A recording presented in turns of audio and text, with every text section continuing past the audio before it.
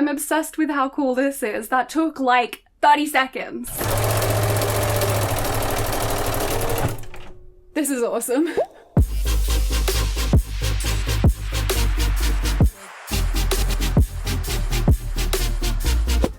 What's going on? Welcome back. Today I'm going to be showing you this tool here. It's not your regular press-a-foot. In fact, it looks almost like some Victorian steampunk contraption, but it is a press-a-foot and it is called the Ruffler. That was my dramatic voice. Quick disclaimer, this tool is provided to me free by Bernina, but the idea of making this video was all my own. They're not paying me for this promotion or anything. So while I got it for free, I do genuinely think that this tool is amazing and I want to tell you all about it. I'll be using Bernina's Ruffler, but always make sure that you're using a sewing foot compatible with your own machine. Okay, let's get started. So the idea of the Ruffler is that it creates pleats or gathers automatically. Now, this thing does look technical AF, and I've had a few goes on it already just to get my head around it. I've made one garment so far using it, so let's see if I can remember how to do all this. So this is what it looks like. So you can either pleat one layer at a time, or you can even attach 2 layers and pleat the top layer. I've just cut up some long cotton strips from my scrap box to test it out. Let's do 1 layer at a time first. So these numbers here on the very top of the foot, they show that you can do a pleat every 1, 6, or 12 stitches. You just lift it up to change it. I'm gonna set it to 1 first. So that's a pleat every stitch. Let's do this. Slide it through here. Boop, boop, boop.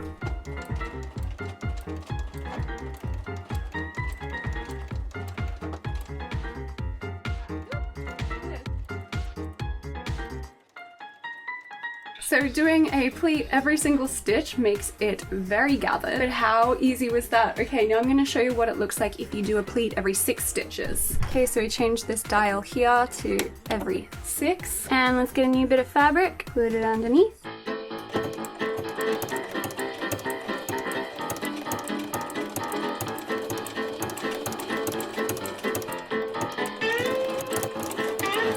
So this was 1 pleat every 6 stitches. As you can see, this is definitely more of a knife pleated effect, while doing a pleat every stitch creates more of a gather, ruffled effect. And we could make them deeper or closer together or further apart by customizing the stitch length and turning the little dial on the side of the ruffler foot. Now let's just change it to every 12 just to compare.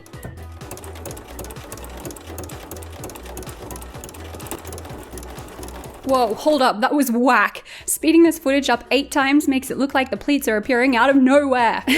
I gotta replay that. Okay, that is... what? Anyway, back to the video. So this was 1 pleat every 12 stitches, which turned out a little bit weird because the depth of the pleats is fairly shallow, but the fact that you can do 1 every 12 stitches leads to some really interesting ideas for customization. Another really cool thing that you can do is sew 2 layers together and pleat just 1 on top of the other one. I'll show you what I mean. So you want one piece to be a lot longer than the other piece. We've got a short piece and a long piece here. The short one, the one that isn't going to be pleated or ruffled, that just goes below underneath the foot, and then the one to be pleated should be longer than that piece because it's going to be all pleated and gathered up. That slips in through this top layer of the ruffler foot. Okay, ready?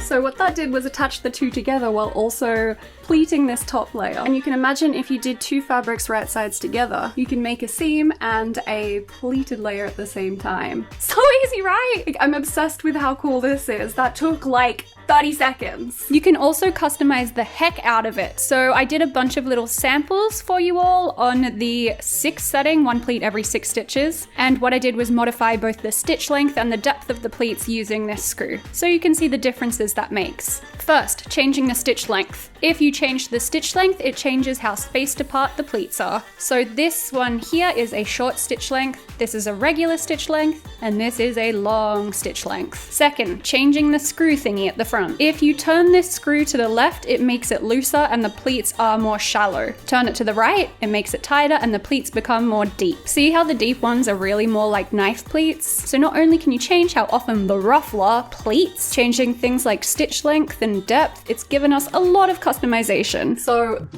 really does save you a lot of time. Pleating something by hand takes me a good hour. Doing gathers by hand takes me at least 20 to 30 minutes, depending on the length of the fabric. It takes maybe 30 seconds to a minute to pleat a piece of fabric. The ruffler doesn't come cheap. I've mostly seen it for new for around $100 for a proper one, not a cheap off-brand one which might not work so well with your machine. So it is an investment. You wouldn't want to get this if you're only going to use it on one project. You should probably only get it if you're going to be doing ruffles or gathers or pleats like all the time. If you have a sewing business where you do that, absolutely you should get one. It is a no-brainer. It just saves so much time and makes pleating and gathering so simple. So let me know, have you ever tried gathering or pleating by hand, and would you enjoy using one of these? I feel so lucky to have been able to try it out. It is so much fun. And it makes me want to do gathers and pleats in just more of my clothing projects because it's so fun to do. If you enjoyed this video, please give me a thumbs up. Let me know if you'd like to see more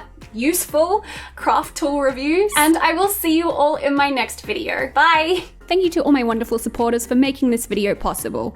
If you've learned something or you like these videos and you want to ensure that they keep on coming in the world of AdSense demonetization and algorithms, go to ko-fi.com/Annika Victoria for a one-off contribution, or to patreon.com/Annika Victoria to support me on a regular basis. Stay wonderful and stay crafty.